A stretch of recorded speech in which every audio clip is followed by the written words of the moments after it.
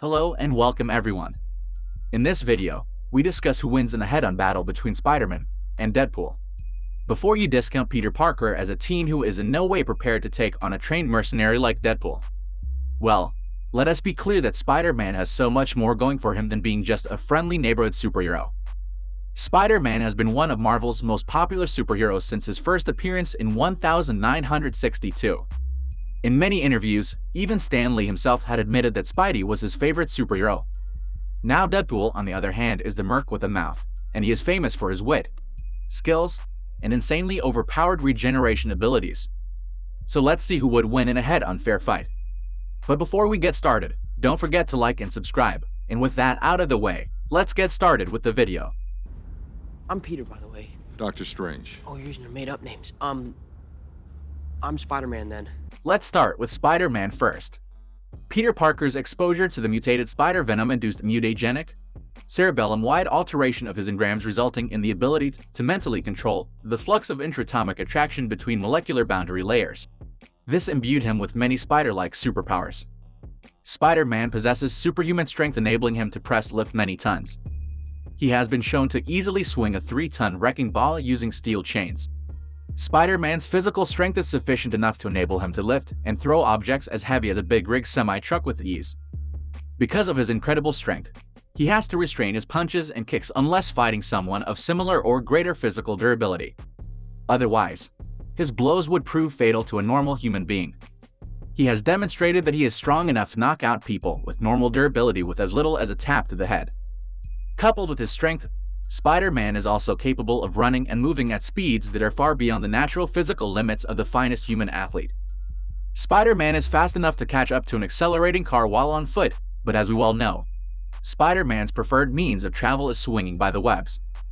Other than these, Spidey also possesses superhuman durability, reflexes, stamina, and agility. Spider-Man is also able to rapidly heal and regenerate from harm faster and more extensively than normal humans are capable of. After getting his powers, he soon found that his eyesight was repaired, discarding his glasses. During a battle with a villain called the Masked Marauder, Spider-Man was rendered completely blind. However, after about 2 hours, his sight was perfect, albeit sensitive for nearly an hour after. He also healed a broken arm in just one night. Spider-Man also possesses a precognitive danger or spider sense, which warns him of potential or immediate danger by the manifestation of a tingling sensation in the back of his skull, and links with his superhuman kinesthetics, enabling him to evade most any injuries unless he cognitively overrides his automatic reflexes. He also possesses indomitable will, and with that, he is also a gifted intellect, exceptional inventor, master acrobat, and master martial artist.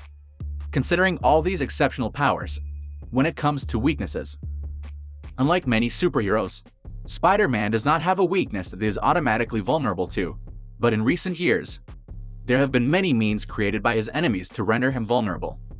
For example, Spider-Man's spider sense can lose its effectiveness if it is blocked or temporarily weakened by specialized equipment or certain drugs. It also would not trigger if it detects something that is not registered as a threat, like the Spider-Man clones, or the Venom symbiote, or the Skrulls. When deprived of his spider sense, Spider-Man becomes vulnerable to surveillance and attack. Maximum effort. So now let's move on to Deadpool. Deadpool's primary power is an accelerated healing factor, depicted by various writers at differing levels of efficiency. The speed of his healing factor depends on the severity of the wound and Deadpool's mental state. It works most efficiently when he is awake, alert, and in good spirits. Deadpool's accelerated healing factor is strong enough that he has survived complete incineration and decapitation more than once. Although his head normally has to be reunited with his body to heal a decapitation wound, he was able to regrow his head after having it pulverized by the Hulk in the story arc Deadpool Kills the Marvel Universe. Deadpool's body is highly resistant to most drugs and toxins due to his accelerated healing factor. For example, it is extremely difficult for him to become intoxicated. However, he can be affected by certain drugs, such as tranquilizers, if he is exposed to a large enough dosage. This overpowered overdose of healing factor makes Deadpool effectively immortal.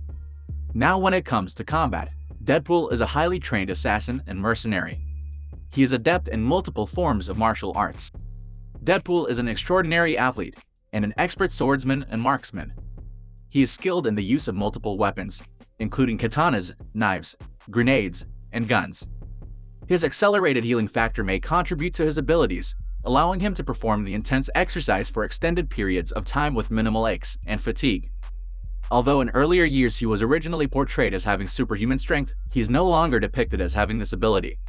Over the years, Deadpool has owned a number of personal teleportation devices. Also, during Deadpool's first ongoing comic, he possesses a device that projected holographic disguises, allowing him to go undercover or conceal his appearance.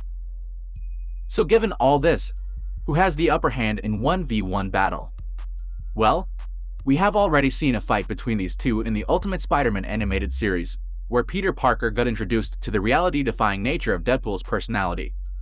The battle quickly devolved into a slap fight before Deadpool pulled Spidey into his realm and began fighting within his own twisted imagination. The fight featured Spider-Man being turned into a whale while Deadpool hunted him a harpoon, stampedes of barnyard animals chasing the heroes around, and verbal puns that did physical damage. Spidey caught on to Deadpool's style and used it against him, figuratively and literally throwing the book of morality at Deadpool to remind him about responsibility, and delivered a knockout. But in that case, Deadpool was going easy. If he ever went on killing mode, then I think Deadpool would have stood a slight chance, as Deadpool doesn't hesitate to go for the killing blow considering he is a mercenary and all.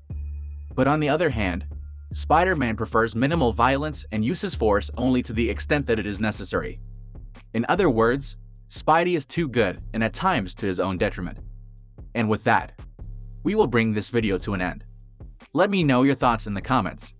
Thanks for watching and see you in the next video.